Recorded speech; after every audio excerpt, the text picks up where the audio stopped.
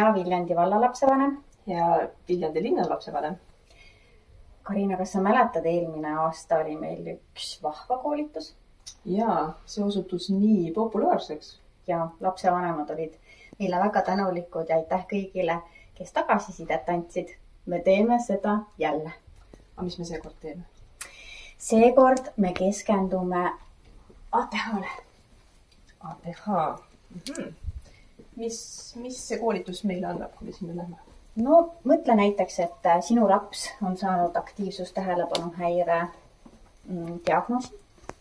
Mis sina lapsevanemana tunneksid, et tahaksid saada infot?